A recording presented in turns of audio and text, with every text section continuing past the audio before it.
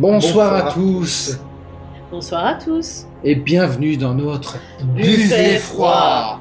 Et donc on se retrouve pour la deuxième partie de cet épisode sur les rêves et les cauchemars. Toujours avec Léo et toujours avec Elsa. Bonsoir. Et toujours avec Fred. Bonsoir. Et c'est reparti.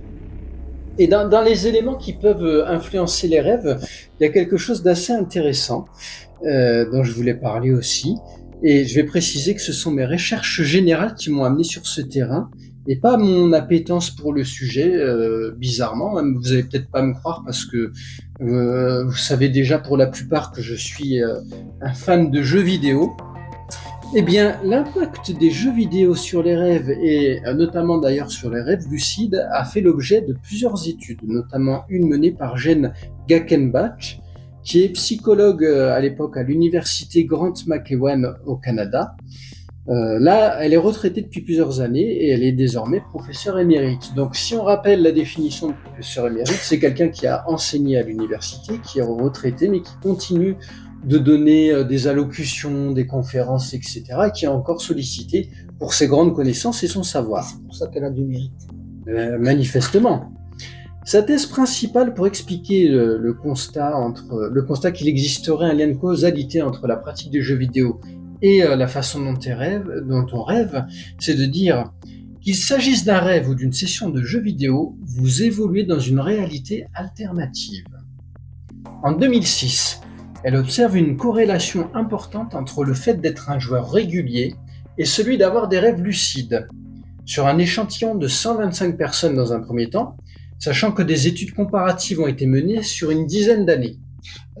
Est-ce que je peux faire un tiger warning là les parents, évitez que les ados qui jouent beaucoup écoutent ça quand même. Je suis pas sûr que ça va jouer en votre faveur. S'ils jouent déjà beaucoup, de toute manière, ils ne pourront pas jouer plus a priori. Oui, puis c'est déjà foutu, t'as raison. Donc les joueurs observés semblaient avoir le contrôle de leurs actes dans le rêve, ce qui s'expliquerait par la pratique régulière d'une réalité alternative à travers le jeu vidéo, qui leur permettrait d'analyser plus facilement qu'ils sont une fois de plus dans une autre réalité. Cette étude met également en relief une propension à moins paniquer dans une situation de cauchemar et à adopter plus facilement une attitude de résistance. Ce serait la conséquence des mécaniques de jeu souvent associées à la défense face à une menace, qui créeraient chez les joueurs des réflexes utilisés ensuite dans leurs rêves. Et donc il faut pas jouer aux Sims. Ça dépend du type de rêve que tu fais. C'est ça. Parce que dans les Sims, comme tu peux apprendre à tourner le réfrigérateur pour pas que tes Sims s'y mangent, peut-être ça peut t'aider à te défendre de tourner le réfrigérateur contre la porte d'entrée pour empêcher le poursuivant de rentrer chez toi. De rentrer chez toi. C'est bon. Les joueurs feraient aussi plus régulièrement des rêves étranges, ce qui permettrait plus de créativité dans la vie éveillée. Ces analyses restent difficiles à mettre à l'épreuve dans la mesure où les chercheurs n'ont pas la possibilité de réellement observer le contenu des rêves et doivent se baser sur les récits que font les personnes observées. Ce que je peux ajouter à titre personnel, c'est que je me retrouve complètement dans ces hypothèses puisque comme on l'a déjà Ça dit... m'aurait étonné.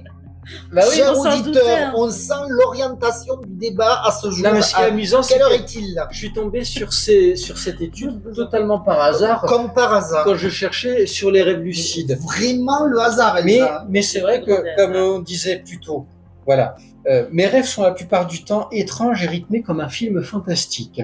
Mes écrits sont souvent inspirés de mes rêves. Je joue régulièrement aux jeux vidéo. Alors de là à établir des vérités générales, peut-être pas, mais il y a quand même quelque chose d'assez amusant à découvrir par hasard, je le répète et j'insiste. Ce champ de recherche est à constater que je pourrais tenir le même discours que les joueurs interrogés, à savoir effectivement le fait notamment de moins paniquer dans les cauchemars.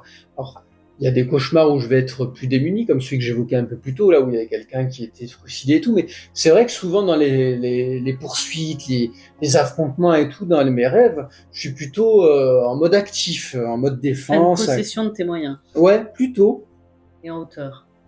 Alors, C'est très étonnant ce genre d'études de la part de ton professeur émérite, ce que je ne doute pas, il n'y a pas de souci, mais c'est vrai que quand tu allumes la PlayStation, déjà, tu as déjà un message assez particulier sur la photosensibilité, sur quand tu es un peu fatigué, etc. Moi, si je joue le soir, en tout cas pas l'après-midi, il y a encore Ça dépend combien de temps je joue l'après-midi. Mais si je joue le soir, je ne dors pas. Moi, je suis incapable. Déjà, ne serait-ce que le téléphone, quand je joue à Candy Crush, c'est pour te dire. Est-ce que tu rêves de bonbons après? Mais alors, non seulement j'ai du mal à m'endormir parce que ça doit m'énerver quelque part. Et en plus, quand je ferme les yeux, et ça, je vous mens pas, j'ai l'impression de voir les bonbons devant mes yeux. Et alors, je veux bien qu'on ait des joueurs qui soient en phase de sommeil lucide, de rêve lucide, mais je suis pas sûr que ça s'applique à combien de personnes ça peut s'appliquer. Mais là, on parle de joueurs qui jouent régulièrement. Ah oui, des vrais gamers, quoi, des gros gamers. Voilà. D'accord. Et en ce qui me concerne, je joue souvent justement le soir avant de me coucher. Non, mais c'est surtout que je joue le moment où je joue, c'est souvent avant de me coucher. Et ça m'empêche jamais de m'endormir. C'est dingue ça. Mais je pense qu'on n'est pas tous égaux non plus devant l'écran. Non, ça, c'est clair. Certain. Et même, je pense qu'on a tous aussi des capacités ou pas à être un rêveur lucide ou pas. Alors, à mon avis, tout le monde en est capable avec de l'entraînement, mais je pense qu'il y a un terreau plus favorable chez certaines personnes. Ça, oui. Peut-être. Probablement. Et pour conclure sur cette partie-là, ce que j'aimerais signaler, c'est que donc le professeur émérite Gakenbach, qui s'écrit G-A-C-K-E-N-B-A-C, elle a créé un site WordPress en 2023 où elle partage ses articles et ses études. Et elle donne le détail, elle explique très bien. C'est assez intéressant à lire, c'est plutôt ludique, c'est bien rédigé, ça se lit facilement. Donc je vous invite à aller voir. Oui, c'est en anglais, mais je mettrai des liens dans la description du podcast. Et pour conclure, oui, sur cette partie-là, plusieurs machines ont été créées pour essayer d'induire un état de rêve lucide de façon volontaire. Un sujet qu'on retrouve régulièrement dans la littérature, au cinéma ou dans les jeux vidéo. Et donc, le rêve n'a pas fini de nous faire rêver. Et je te laisse continuer, Fred. Et comment on ne peut pas, comment on peut parler, je vais pas y arriver aujourd'hui. On ne peut pas parler de rêve. On ne peut pas tromper 1000 fois 1000 personnes. Non, c'est pas ça. Donc, si on parle des rêves, on doit parler des cauchemars. Parce que c'est aussi une forme de rêve. Il intervient pendant la seconde partie de la nuit, durant le sommeil paradoxal. Il s'ancre dans notre esprit et nos souvenirs, donc au réveil, on s'en souvient un peu plus que le rêve. C'est un rêve à forte composante anxieuse qui peut causer des dérèglements. Les chercheurs s'interrogent d'ailleurs sur l'utilité des cauchemars pour les humains. On pense que ça permet au cerveau de se préparer à faire face à des situations dangereuses ou angoissantes. À peu près ce que tu disais. Selon Isabelle Arnoulf, les 2/3 de nos rêves sont négatifs. On digère les émotions négatives lorsque l'on dort. Ils interviennent donc pendant la phase du sommeil paradoxal. Il y a plusieurs types. Le cauchemar occasionnel, décidément aujourd'hui j'ai du mal, hein. C'est le moins problématique. On en fait à peu près une fois par mois. Et c'est intéressant, juste si je peux me permettre, quand tu donnes ces données chiffrées sur le nombre de mauvais rêves, c'est à mettre en corrélation, je trouve, avec quelque chose que j'ai lu l'autre fois. Je faisais des recherches sur le risque suicidaire dans le cadre du travail, et il donnait des chiffres sur le nombre de pensées que chaque être humain avait dans une journée. Donc, en gros, on doit avoir peut-être 60 000 pensées dans une journée, et sur ces 60 000 pensées, on a à peu près 40 000 pensées négatives ou obsessionnelle envahissante sur un registre qui vient nous inquiéter. A priori, on serait sur ça, ouais, bien 2/3 de pensées négatives. Consciente. Non, consciente. Ah bon? Ouais, et ça rejoint ces données que tu nous transmets sur le nombre de mauvais rêves. C'est la même proportion. C'est la même proportion. Donc ça m'évoque ça. La chercheuse canadienne Valérie Simard, elle montre que la fréquence des cauchemars augmente de 5 à 10 ans. Il est à noter que les enfants font plus de cauchemars que les adultes. 3 enfants sur 4 font uniquement des cauchemars. Ça me rassure parce que je pense que j'étais dans les 3 sur 4. Ils veulent pas dormir après, les mecs. Tu sais, ils te disent, allez, va te coucher, ça va te faire bien. Quoi? Ça va me faire du bien, je vais encore rêver de l'autre fou qui va débarquer dans ma chambre. Alors, Après, moi, je suis parti sur la prédiction des événements dans le rêve. Je l'ai mis dans les cauchemars. Je vais vous expliquer pourquoi. Oui, parce que Je vais de prime abord, ça n'a aucun rapport, mais je plains celui qui a fait ça. Et je vais juste vous citer juste un nom. C'est Nostradamus. Avant de rentrer dans le vif du sujet, les rêves prémonitoires seraient en réalité des capacités de déduction et d'intégration.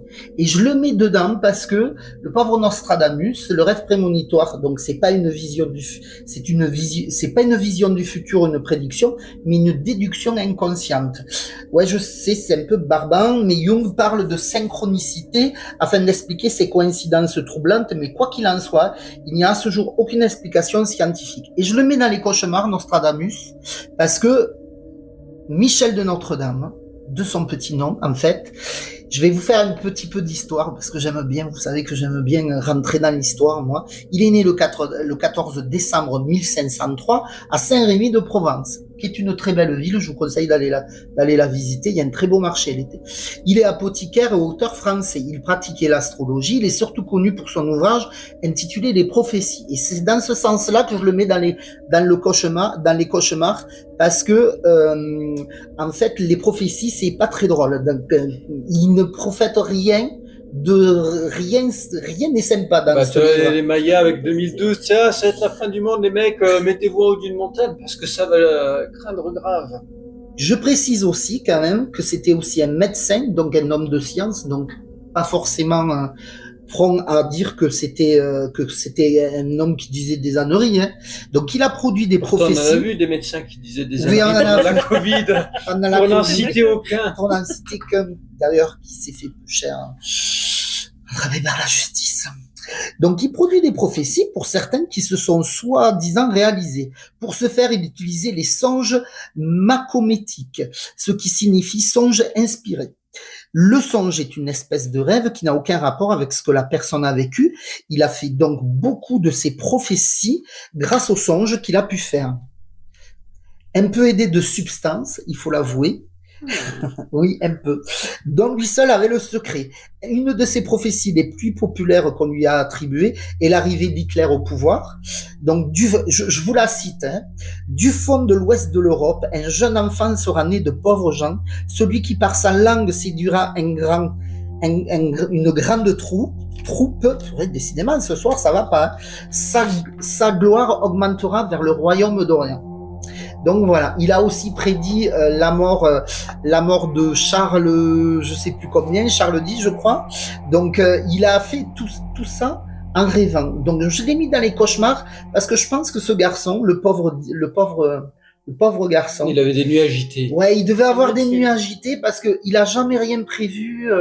De joli. En fait, il aurait déjà prévu le 11 septembre, il aurait prévu les attentats, il aurait prévu donc l'arrivée d'Hitler, la Deuxième Guerre mondiale. Il a fait des prédictions comme ça jusqu'en presque l'an 3000 et c'est jamais des bonnes prédictions. Donc, je le mets là-dedans parce que, en fait, ces prédictions sont tellement, mais noires que il a pas eu des rêves très, très sympathiques. C'est un peu comme le pauvre garçon dans Dead Zone, là. Tout à fait. Il touche les gens, il a des visions et c'est toujours des trucs dramatiques et super terribles. Tout à fait. Dead Zone de Stephen King. Du maître Stephen King. Je ne l'ai pas vu. Juste le début. Oh, tu peux le lire plutôt, il est mieux le bouquin. Mais dans le film, il y a Christopher Walken quand même. Non, il est pas mal. C'est un très bon film. On en a déjà parlé en plus dans le podcast du film, mais c'est un bon film. Il est très atmosphérique, il est angoissant. Il est surtout très angoissant. Oui, c'est vrai qu'il est assez angoissant. Et la fin, il est assez fidèle au roman, je trouve, en plus. Oui, mais on en a déjà parlé, ne repartons pas trop. C'est moi qui ai amené la conversation, je suis navré. C'est vrai.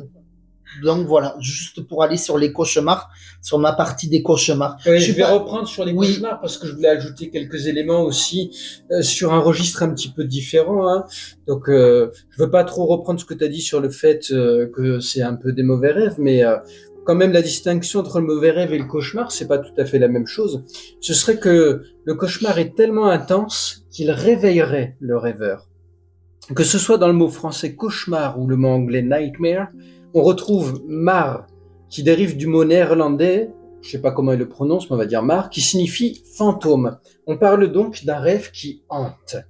Ce qui est le cas, comme tu en parlais un peu plus tôt, de Freddy Krueger, le croque-mitaine qui sévit dans les rêves des adolescents pour les assassiner. Dès la Rome antique, les médecins s'intéressent à ce phénomène et essayent d'y apporter un sens.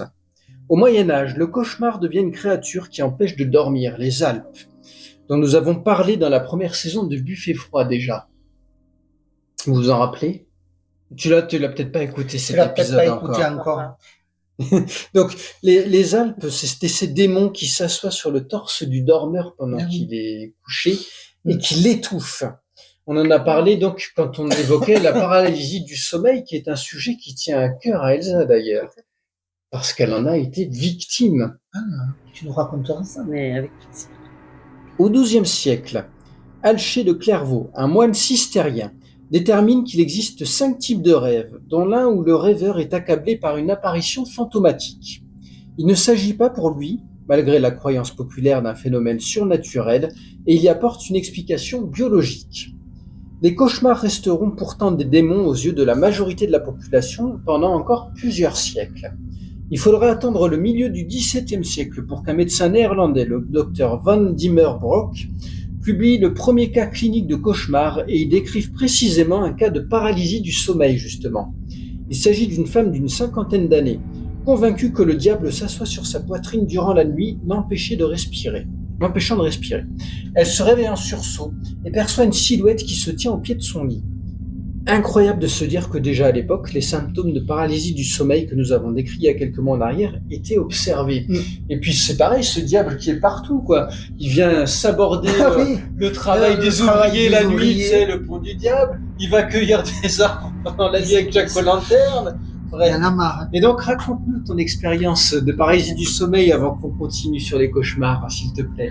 Alors en effet, il m'est arrivé à plusieurs reprises, je dirais au moins 3 ou 4 fois où je m'en rappelle, d'être dans un espèce d'état. Alors pour moi, je le situe plutôt au moment de l'endormissement, où je suis endormie, un état où je sais que je suis endormie, où je souhaite me réveiller parce que je sens une présence, je suis pas très à l'aise, et où en fait au moment où je me dis bon ben je me réveille, vraiment ce moment où on va se réveiller, je sens que je ne peux pas le faire et qu'en fait mon corps ne répond pas et du coup tu es dans un corps immobile, avec les yeux ouverts. Tu en es conscient. Alors je pense que j'ai les yeux ouverts, mais vu que on est encore dans la phase de sommeil et immobile, on ne peut pas diriger le regard si tu veux. Donc, tu ne peux même pas bouger les yeux. Et non, parce que alors moi je dors sur le côté en plus la plupart du temps, donc si tu veux tu as le visage sur le côté, mais c'est ça.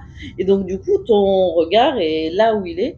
Et ça, je suis incapable de dire combien de temps ça dure, mais assez longtemps quand même pour que ça soit très désagréable et vraiment que tu aies ce sentiment où ben, tu dois te réveiller, tu as envie de te réveiller et ton corps ne répond pas. Et quand tu parlais, tu sens une présence, mais tu sens une présence proche de toi dans la pièce, quelqu'un qui te touche. Est-ce que tu le sens ou est-ce que tu as l'impression de voir ou quelqu'un qui te touche? Non, j'ai compris ta question, il n'y a pas de problème. Voilà, mais, non, comme alors, là, par exemple, quelqu'un qui se met sur ta poitrine. Oui, non, pas du tout. Alors, je pense pas avoir vu le Atman, je connaissais pas même le terme, on en a parlé l'autre jour, mais voilà, donc je crois pas avoir vu quelqu'un, mais c'est vraiment plus une présence dans le sens où, ben, en fait, c'est très angoissant, t'as envie de te déplacer, te retourner, tu sais pas ce qu'il y a dans ton dos, vu que je dors sur le côté, et en même temps, tu peux pas le faire. Donc je pense que rien que ça suffit à te dire. Tu te sens impuissant complètement. Et oui, complètement impuissant, mon Dieu, mais est-ce qu'il y a quelque chose ou quelqu'un Et comment t'arrives à te réveiller? Comment t'arrives à te réveiller en fait? Eh ben je sais pas, c'est très compliqué. Ce moment. J'arrive à me réveiller, mais je suis pas certaine de me réveiller immédiatement après, parce que j'ai à plusieurs moments quand ça m'arrive, vu que ça m'est arrivé plusieurs fois, le sentiment de me dire bon bah allez ça y est c'est bon, je me réveille. Je me lève, d'avoir le sentiment de le faire et de me rendre compte que je dors encore, en fait. Et ça prend un petit moment avant de me dire, ah, mais non, mais t'es toujours pas réveillé, en fait. Est-ce que ça te demande un effort? Oui. Ah oui, t'es en lutte, en fait, t'as vraiment, mais ça ressemble beaucoup à ce que tu décrivais juste avant sur le rêve éveillé, en fait. T'as vraiment l'impression d'avoir, en fait, 2 parties du cerveau un peu réveillées en même temps. Et, en même temps, le corps qui répond pas, c'est-à-dire une partie consciente, une partie inconsciente où t'es quand même dans un espèce d'état un peu vaseux, enfin voilà, tu dors entre les deux, ton corps mais suffisamment éveillé pour te dire Eh ben, je suis quand même bien. Je peux pas bouger, C'est mais ça. je suis dans mon lit et c'est la nuit. C'est Tu as ça, la assez. conscience du lieu, mais tu n'as pas la Tout à maîtrise fait. de ton corps. Exactement, assez éveillé pour te dire, bah, allez, je me lève et te rendre compte que non, ça marche pas. Que tu peux pas te réveiller, donc c'est effrayant. C'est C'est l'angoisse très la effrayant. plus totale. Est-ce Ça. que je vais rester comme ça toute ma vie Mais maintenant? c'est un peu ce que les gens, peut-être dans le coma, ils ressentent, tu vois.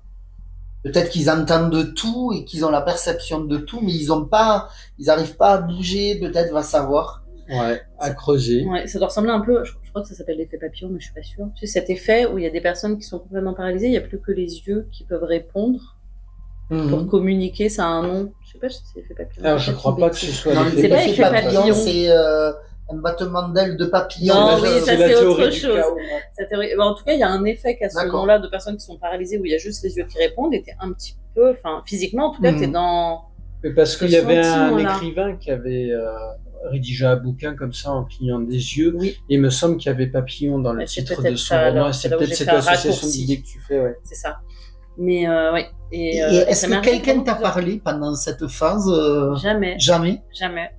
Et alors, je l'ai fait petite, ça m'a beaucoup inquiété. Je l'ai fait, je le fais Souvent. régulièrement quand même. D'accord. Et je me suis renseignée un peu par hasard il y a quelques années. Je me suis rendu compte que c'était un phénomène assez fréquent quand même. Et du coup, depuis quand ça m'arrive, j'ai un sentiment d'angoisse qui est moins présent quand même. Mais ça t'arrive encore. Mais ah oui, ça m'est arrivé il y a pas très longtemps. Quoi. Ça t'angoisse plus parce que tu en as fait souvent et tu continues à en faire ou Bah parce que je sais que c'est répandu et que ça a une sorte d'explication quand même un peu scientifique. Où C'est on sait que c'est un l'explication phénomène. rationnelle, Exactement. le raccord à la réalité qui t'a permis ça. de relativiser et d'amoindrir la Oui, peur. Voilà. Et puis tu t'es dit, je suis pas toute seule à le faire. Oui, voilà. Et puis aujourd'hui, oui, alors ça c'était pas forcément Non, possible. mais des fois, tu te dis, Oui. tu vois, d'être beaucoup de gens, que t'en as 5 qui font la même chose que toi, c'est quand même un peu angoissant, mais comme c'est assez répandu, tu te dis que bon, c'est normal et que. C'est ça. Je sais Ça pas, peut-être parce pas que tu sais, on sait que tout le monde finit par mourir, mais c'est pas pour autant que ça te C'est pas rassure de angoissant, mourir. c'est hein. ça. Non, moi, ça exactement. m'angoisse pas. Non, Toi, peut-être, mais tu es Oui. une exception. Non, mais ben non, parce que je suis pas une exception. Hein. Si, tu es Non, exceptionnel. non, non, sur la mort, je suis pas une exception. Hein. Il y a plein de gens, les cathos, ils ont pas peur de mourir, hein, certains. Oui, certains. Certains. Je dirais pas les catholiques, il y a Non. certains. Oui, certains cathos. Donc, non, non, mais c'est intéressant. Oui. Mais par contre, tu n'as jamais vu le Hatman. Et non, j'ai découvert le Hatman. Honnêtement, quand on en a discuté tous les deux, j'ai jamais D'accord. vu le Par Hatman. contre, on avait dit qu'on ne parlait pas du sujet du podcast avant l'épisode avec Elsa. Comment ça se fait que tu l'aies parlé du Hatman? Alors non, c'est une discussion Quoique c'était pas pour cet épisode, normalement. qui était en dehors en fait Oui. du sujet podcast. C'est une discussion entre nous. Moi, j'en ai pas On aura parlé. l'occasion de nous Oui, parce croiser que- en dehors. Sachez que Elsa est comme les autres invités, elle savait juste le sujet et on lui a dit tu ne vas chercher aucune information. Tout à fait. J'ai joué le jeu. Elle a joué le jeu. Enfin, J'ai joué le jeu. on pense qu'elle a joué le jeu. Non, non, Oui. moi, j'ai confiance. Tout à fait. Mais moi, en tout cas, dans mes recherches, je trouve un peu absurde cette histoire d'Atman et que c'est une nouvelle invention. Il faudrait ça qu'on va- aille voir si le mec il a sorti C'est son ça. bouquin là. Exactement. Donc, moi, j'en ai pas parlé. Bon, mais merci. Vous en parlez dans un de vos podcasts. Oui, Batman. Voilà. Et oui. Oui. oui, Oui. C'est la- Dans Oui, l'épisode de la paralysie. de la du paralysie sommeil, du justement. sommeil. Mais c'est Léonard qui en parle. Et pour revenir donc au cauchemar, déjà merci du partage de ton expérience. Et donc le terme cauchemar a connu plusieurs évolutions. Il commencera vraiment à être utilisé à cette période du milieu du XVIIe siècle. Auparavant, on parlait de espialtes ou encore d'incube, ce qui était d'ailleurs associé à la croyance en démons du type incube ou succube, qui sont ces démons qui essayent de séduire, mais vraiment Même pour les hommes, même pour les femmes. de façon charnelle. Hein, c'est des coquins ces démons-là, quoi. Les études modernes mettent en relief 3 symptômes principaux montrant un état de cauchemar. Sensation de présence malveillante d'un intrus, parfois avec des hallucinations. Difficultés respiratoires, pression sur la poitrine, étouffement. Et enfin, expérience de sortie du corps, de mouvement, de flottement. Il touche entre 2 et 6% des adultes, aussi bien les hommes que les femmes. Entre 10 à 50% des enfants et adolescents. Ça, c'est normal. Principalement entre 6 et 10 ans. Ce que tu disais un peu plus tôt, tu donnais les mêmes chiffres. Leur fréquence tendrait à diminuer avec l'âge, peut-être parce qu'on devient plus sage, Et peut-être parce qu'on devient plus lucide. on perd en On imagination. perd en imagination aussi. Parce qu'on croit moins des fois aux croque-mitaines, aux monstres du placard, plus on vieillit, et du coup, l'imagination, effectivement, à mon avis, on la fait moins Je travailler sais pas, qu'un ma enfant. femme, tous les soirs, si j'ai pas bien fermé le placard, elle me Ah, dit, mais moi, ferme le placard. moi, je le fais aussi. J'ai horreur de ça. Mais bon, après, c'est parce que on regarde trop de films d'horreur, peut-être. Peut-être. Des chercheurs continuent à s'interroger sur ce qui peut expliquer l'apparition de cauchemars. En 2021, le docteur Thor Nielsen, professeur à l'Université de Montréal et directeur du laboratoire Rêve et Cauchemars, établit un modèle en 3 théories. C'est génial comme boulot, directeur du laboratoire Rêve et Cauchemars. J'aimerais Enfin, j'adorerais, moi, avoir une carte de visite avec ça. Directeur du labo chercheur Rêve et Cauchemar. Et pendant les soirées, tu sais, les mecs Ah qui oui. étaient là, ouais, alors moi je suis directeur de banque, moi je suis Directeur du ingénieur, labo Rêve et Chef. moi je répare les rails du métro, toi, oui, eh bien moi je suis directeur du laboratoire Rêve et Cauchemars. Non, mais c'est vrai que c'est un titre Très fantastique. très enviable. Oui. Eh ben, t'as raison, ça donne envie d'avoir ta carte de visite. Mais moi, je vais mettre ça sur ma carte de visite maintenant. Oui, mais ce sera un mensonge. C'est pas grave. Donc on ne pourra C'est pas, pas grave, c'est pas accorder grave. le Écoute, quelconque mérite ou crédit à... Peu importe. ta carte En de soirée, je vais faire un carton. Donc pour lui, donc il décrit un modèle, il parle de dysfonctionnement du réseau affectif.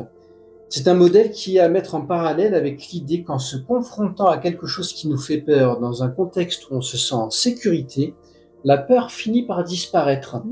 Ce qui rejoint un peu ce qu'on disait un peu plus tôt aussi, que c'est un exutoire le rêve finalement. Et ce qui expliquerait pourquoi les enfants en font plus, puisque eux ils sont confrontés bien plus que nous à des situations nouvelles. Nous en Oui. tant qu'adultes, Oui. on en rencontre moins. Tout à fait. Oui, c'est tout à fait probable. De la même manière, le rêve qui est un espace où rien ne peut réellement nous arriver, constituerait donc un espace sécuritaire durant lequel le cerveau peut tenter de nous faire affronter notre peur en nous y confrontant. Ah, ça, c'est beau, ça.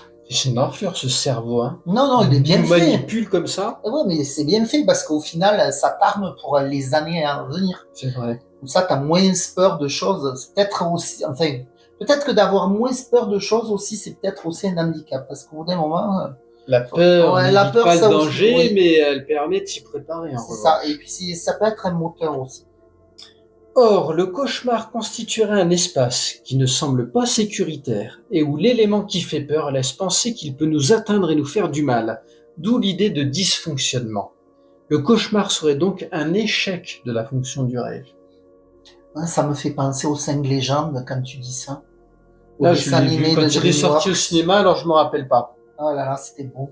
Il y avait le croque-mitaine qui prend les cauchemars et qui transforme les rêves des enfants en cauchemars. Ça m'a fait trop peur. Bon, je l'ai vu, j'étais déjà vieux, hein, mais ça m'a fait peur. Mais parce qu'il date de 2011. Ah oui, j'avais déjà un certain âge. Et ça me fait tout à fait penser à ça. Ah, je vois ce que tu veux dire. Donc, il parle d'un deuxième modèle, ce bon docteur Nielsen. L'accélération du stress. Les expériences stressantes en début de vie raccourciraient la période d'amnésie infantile, de sorte que des souvenirs qui auraient dû être oubliés restent en mémoire et se réveillent des années plus tard au gré de cauchemars. En somme, un meilleur rappel des souvenirs infantiles développerait une plus grande tendance à la peur et des cauchemars dont il est difficile de comprendre consciemment la source, mais qui remonteraient à la petite enfance. Et enfin, dernier modèle, la susceptibilité différentielle. Oula. Les personnes hypersensibles auraient une tendance à faire plus fréquemment que la moyenne des rêves extrêmement positifs lorsqu'ils traversent une période agréable de leur vie. À l'opposé, dans des moments difficiles, elles feraient bien plus de cauchemars que les autres, ce qui n'est pas spécialement étonnant de Oui, toute c'est façon. pas- Et donc tu donnais une liste des cauchemars les plus fréquents. Non, moi, des rêves. Des rêves, pardon, les plus fréquents. Donc moi, j'ai trouvé une liste des cauchemars les plus fréquents. On retrouve pas mal de choses que tu as déjà dites, hein. Donc il y a la chute interminable, la poursuite par un être mal intentionné, la rencontre de personnes décédées, être malade ou mourir, rater un examen, avoir des problèmes dans son couple et faire face à une catastrophe naturelle.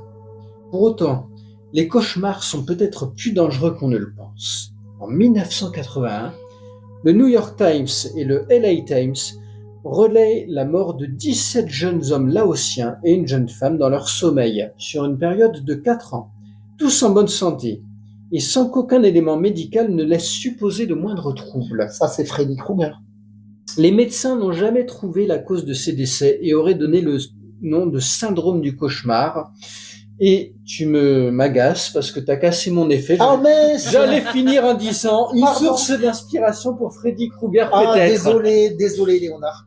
Mais ils s'avancent un peu, les scientifiques. Ils savent pas de quoi ils sont morts, ils l'attribuent au cauchemar.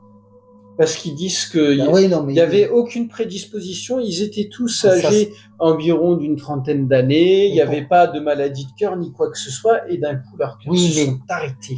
Ils vivaient tous au même Et ils endroit. sont morts dans leur sommeil. C'était dans le même quartier tous. Non, C'est très étonnant. très étonnant quand même. Et sur 4 ans, 17, Ils ont 18 regardé l'eau. personnes en tout. Est-ce qu'ils ont regardé l'eau? Ils ont tout regardé, tu crois? Tous d'origine laotienne, Oui. Tous laotiens. Du même quartier, du même quartier. de la même ville. On peut donc, supposer de la même communauté un petit ben peu. oui. Oui, je pense, oui. À mon avis, ils n'ont pas creusé très long, Oui, mais peut-être. très profond pour trouver la cause. Enfin, ça fait quand même 18. Bah, en même temps, des fois, il n'y a pas de cause. Tu trouves 18 pas de en cause 4 ans, toujours. ça fait quand même presque Mais le 5 cœur- personnes le et cœur demie s'arrête. par an. Les gens En sont... tous les 2 mois. Non, 5,5 par an. par an. Eh ben, un tous les 2 mois. Ah oui, Oui, c'est ça. oui, pardon. Et regarde, Oui, ils sont... les causes de la mort sont toujours la même. On a quelqu'un qui dort, qui est tranquille, qui dort, qui se réveille plus jamais. Donc le cœur s'arrête pendant la nuit. Oui, Mais bon. tu vas trouver quoi d'autre comme explication? Il n'y a pas un piano qui leur est tombé sur Non, la mais tête. tu pourrais Ils ne trouver sont pas fait écraser Une par une voiture. intoxication. une intoxication lente, ça peut être un problème cardiaque, ça peut être plein de choses. Ben non, mais justement, ils ont écarté Est-ce qu'ils la ont fait des possibilité que ce autopsies? soit un problème cardiaque. Bien sûr. Bah, je sais pas, attends, je sais pas. Je sais pas. Bah, si. pas Un bon. empoisonnement. Tu vois, sur un Empoisonnement poison qui sur serait du passé- long terme, au mercure, Non, mais au c'est pour plomb. ça, je pense qu'ils ont écarté tout ça. Ou un nouveau moustique style chikungunya et ou tsetse qui... De ça, ils s'en seraient rendus compte dans les analyses de sang, etc. Donc non, c'est les cauchemars qui les ont tués. Est-ce que tu veux ajouter quelque chose? Je vais juste ajouter juste un point sur les rêves.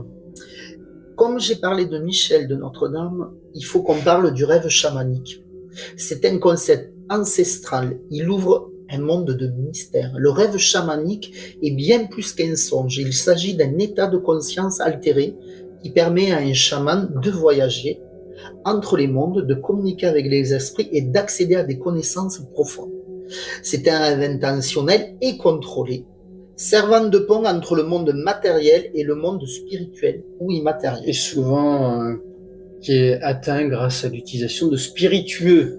Les chamans utilisent ce type de rêve pour diagnostiquer et guérir les maladies, recevoir des messages des ancêtres, prédire l'avenir et interpréter les signes pour acquérir de nouvelles connaissances. C'est aussi un outil puissant pour l'éveil spirituel et l'élévation de la conscience.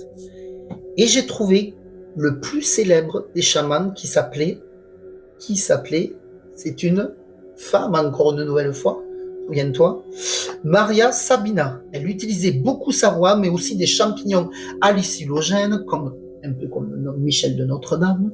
Elle vient du Mexique et pendant les rêves chamaniques, Maria dansait, chantait, frappait dans ses mains, non, c'est pas Dalida sur son corps pour accompagner la musique de trance. Elle C'est comme une médium, quand on parlait Exactement. des méthodes de médium l'autre fois. Elle récite des poèmes comme « Je suis une femme qui crie, je suis une femme qui murmure, une femme qui éclaire ». Elle a aidé beaucoup de monde. Elle s'éteint en novembre 1985 à l'âge à l'âge de 91 ans. Il y a encore des vidéos et des enregistrements vocaux de ses rêves chamaniques. Elle est célébrée encore à ce jour dans le monde entier. Je trouvais ça très intéressant pour faire le parallèle justement avec les médiums. Il devrait faire un film sur elle. Mais je sais pas. Donc voilà. Et est-ce que nous allons conclure ce podcast, cet épisode sur les rêves ou pas? Sauf si tu veux ajouter autre chose. Je vais ajouter. J'avais l'impression que tu avais Oui. un peu un mot de la fin. Non, j'ai pas un mot de la fin, mais effectivement, je voulais quand même sortir la cave et le vidéoclub. Ah bah oui. Mon petit vidéoclub, on a déjà parlé de Freddy. Alors j'ai mis tous les Freddy, même s'ils sont pas de qualité égale. Mais surtout, le meilleur pour moi, c'est le premier. Voilà, Freddy, A Nightmare on Elm Street. Les neufs sont pas mal, mais le premier, il était nouveau, il apportait quelque chose, le croque-mitaine dans les rêves, etc. Et puis c'est ce qui a fait connaître Wes Craven. Exactement. Donc j'ai trouvé ça excellent. Et je le reconseille. Je me le suis acheté. Ce qui est rigolo, c'est que je me le suis acheté il y a 2 mois et en DVD. Et tu l'as re-regardé. Et je l'ai re-regardé depuis. Donc du coup, ça m'a fait plaisir. Qu'on fasse un petit podcast sur les rêves et que je regarde Freddy, c'était sympa. Bon, alors je vous passe Nolan avec Inception, bien sûr. Hein. Je vais pas m'étaler dessus. Et j'ai mis Alice au pays des merveilles aussi. Parce que c'est aussi une histoire de chaman d'ailleurs. C'est un peu pareil, et de drogue. C'est Alice qui est une petite fille, un jour elle part à la poursuite d'un lapin, pénètre dans son terrier, tombe dans un monde peuplé d'insolites créatures. Et chaque fois qu'elle avale quelque chose, ça va créer des modifications sur sa taille, son poids, etc. C'est un peu sur l'anorexie aussi. C'est pour ça que j'ai trouvé que c'était... Alors j'ai pris le dessin animé parce que je le trouve mignon, mais on aurait pu le mettre dans la bibliothèque aussi. Et dans la bibliothèque effroyable, j'ai donc mis Rêves et cauchemars de Stephen King. C'est un recueil de nouvelles du maître de l'horreur, soit bien sûr Stephen King, publié en 1997. Il se compose de 22 nouvelles. 5 nouvelles sont inédites. Les autres ont été déjà publiées au fil de sa carrière depuis les années 1970. La petite anecdote, c'est qu'un poème et un cours et un conte ne sont pas présents dans la version française parce que le thème c'était le baseball, donc c'était trop loin de notre culture tout simplement. Et c'est une interprétation et une vision assez personnelle de Stephen King sur les rêves et les cauchemars. Ça c'est sympa, je l'ai lu. Après bon, faut aimer. C'est pas son meilleur, je trouve, mais bon. Juste un petit retour en arrière sur le vidéo club. On peut pas Sandman, la série de Netflix. Non. Si, moi j'adore. Non, je sais qu'il est pas d'accord. Non, mais on bannit les références à cette saloperie. Non, moi j'adore. Donc voilà. J'adore. C'est ma bibliothèque et mon vidéoclub à moi. Alors, d'accord. Alors, il a le droit de parler de Sandman. On va juste mettre un apostrophe. N'oubliez pas que Neil Gaiman est en cours de condamnation pour viol sur une dizaine de femmes, trafic d'êtres humains, etc. Sauf qu'au moment où il a fait, excuse-moi, on ne savait pas tout ça. Donc, moi, j'ai adoré Sandman. Dans Sandman, il y a les prémices de la réalité de ce qu'il a fait, puisqu'il y a un des épisodes de la bande dessinée Calliope dans lequel la muse est kidnappée par un groupe d'hommes qui passent leur temps à la violer. Donc bon, au final, et du coup, dans la bibliothèque, s'en cachait pas même dans Sandman. Donc non, c'est une recommandation. Dans la bibliothèque, l'interprétation des rêves de Sigmund, bien sûr. Faut le lire une fois dans sa vie si vous êtes intéressé par les rêves. Et après, on va faire un petit cocorico sur un écrivain que j'adore, Franck Tillier, qui a fait... Je suis pas trop cassé pour le titre, il a Rêvé, ça s'appelle, le roman. Donc c'est parlant. Voilà, c'est parlant. L'intrigue c'est une intrigue assez prenante. C'est une psychologue réputée, Abigail, qui souffre de narcolepsie. La narcolepsie, c'est les gens qui s'endorment assez, un peu comme Elsa, mais en pire. Donc voilà, une narcolepsie sévère qui lui fait confondre le rêve et la réalité. De nombreux mystères planent autour d'Abigail, notamment concernant l'accident qui a coûté la vie à son père et à sa fille, et dont elle est sortie indemne. L'affaire de disparition d'enfants dont elle s'occupe va faire basculer sa vie dans un cauchemar éveillé. Et je vous laisse le suspense jusqu'à la fin. Il est vraiment excellent. Je pense que c'est un des meilleurs de Monsieur Tillier. Donc après, voilà. Oui, je vais donner aussi quelques petits titres moins sujets à controverse dans le domaine du cinéma. Donc il y a pas. Donc sur les rêves, il y avait Dreamscape qui précédait Inception, je crois qu'il date de 1984 avec Dennis Quaid, où aussi il est question de rêves lucides, d'agir dans les rêves, etc. C'est un film qui a vieilli quand même, parce que je l'avais vu justement en 2010 pour me préparer à Inception, et j'avais trouvé que c'était assez kitsch, mais c'est assez amusant à regarder. Après, il y avait Akira Kurosawa dans les années 80, je crois 1980, qui avait sorti une anthologie donc de ses rêves. C'était censé être des rêves à lui. Il me semble qu'il y a Alfred Hitchcock qui fait une apparition dedans d'ailleurs. Et donc c'est 7 rêves qui sont très très imagés, très oniriques, avec des couleurs chatoyantes, des beaux costumes, etc. Donc c'est un film à voir. Alors, un film un peu sujet à controverse dans le sens où c'est un réalisateur qui est souvent critiqué. Et alors, j'étais allé le voir au cinéma, ce film, c'est Sucker Punch de Zack Snyder.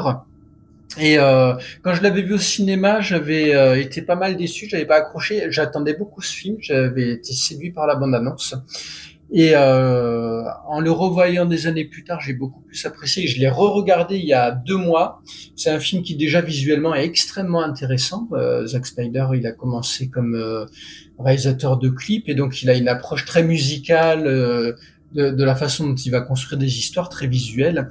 Et c'est un film dont le propos est quand même plutôt intéressant et se veut très féministe, hein, sur la condition de la femme. Sur la façon dont le patriarcat détruit des vies, etc. Donc ça a le mérite d'essayer de raconter une histoire avec du fond. Après, qu'on estime que ce soit une réussite ou pas, c'est une autre question. Mais je trouve que la volonté artistique, la démarche artistique, elle est réelle et c'est un divertissement qui est en tout cas bien fait.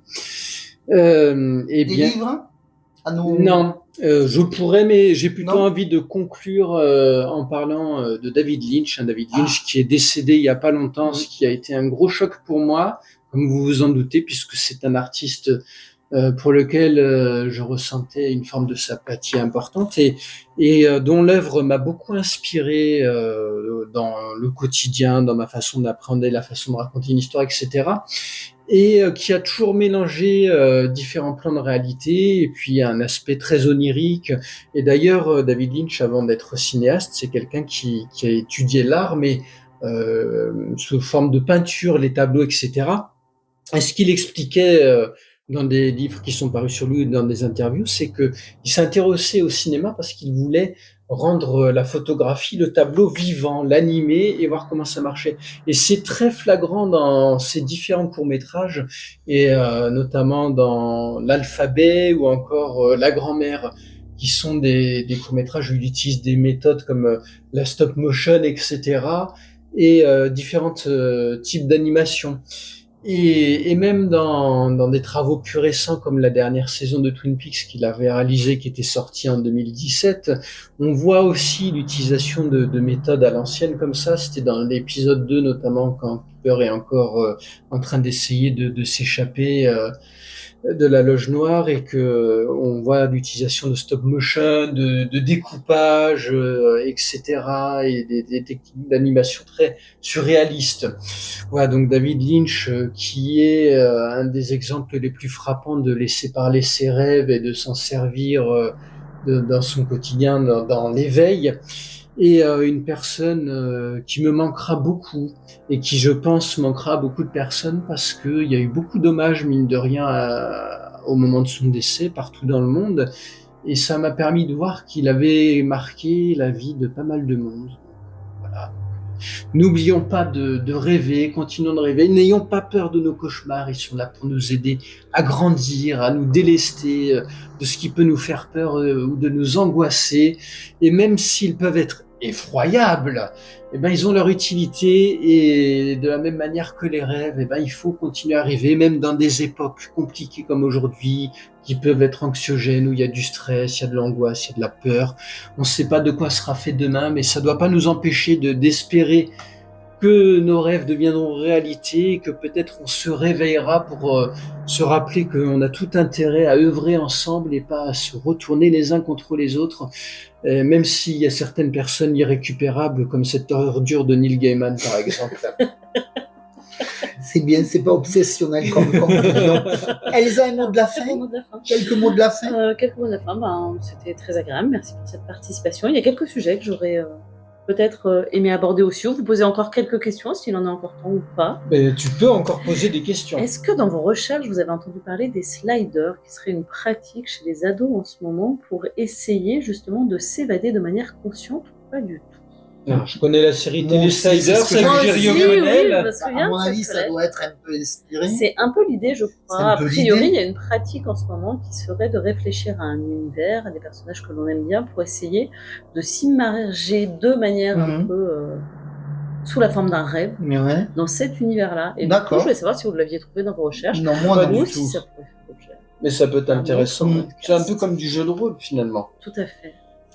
Et Les sliders. Ça rejoindrait en effet un sujet de série. Ouais, c'est intéressant. Génial. Merci pour cette suggestion. Et pour ma part, j'en avais pas entendu parler. Moi non plus. Mais je me le suis noté, je vais regarder. Je vais regarder, c'est intéressant. Et merci pour ce buffet froid. Ah, ben, de Merci rien. à toi. Merci à toi d'être venu. C'était D'aussi très intéressant d'avoir ta participation, d'avoir ton regard, tes questionnements, etc. Toujours un plaisir d'avoir des invités. Toujours un plaisir, surtout quand ils sont aussi actifs. Donc c'est bien. Et puis on remercie aussi nos auditeurs. Oui. C'est vrai que le rythme de parution du podcast est un peu aléatoire pour cette seconde saison, parce qu'on vous avait habitué à la saison à un épisode par semaine. Alors c'est un peu ma faute, voire beaucoup ma faute, parce que effectivement, on reprend le podcast, l'enregistrement aujourd'hui, après une longue période de pause, je vais le dire comme ça. C'est pas bien grave. Mais là, on est relancé, donc on va recontinuer à enregistrer. Puis comme ça, c'est un peu la surprise pour vous. Vous savez jamais s'il va y avoir un épisode ou pas, à part quand il y a des notifications. Non, mais là, il va en avoir un peu plus parce qu'on va réenregistrer assez régulièrement. On s'est fixé un calendrier, normalement. Affaire à suivre. Il faudra qu'on revérifie les dates. Ne nous lançons pas dans des engagements trop difficiles à tenir. Non, c'est pas difficile. Mais donc voilà, donc vous aurez des nouveaux épisodes incessamment sous peu avec. Il devrait y avoir de nouveaux épisodes, voilà. D'autant plus qu'on a d'autres invités qui ont réitéré leur volonté, soit de venir, soit de revenir pour certains. Et on avait le projet à la fin de la saison 1 que ça soit nos invités qui fassent un sujet que nous devenions participer de façon candide. Oui, et c'est nous qui poserions les questions. Voilà, donc on a deux invités qui sont toujours intéressés pour le faire, donc affaire à suivre.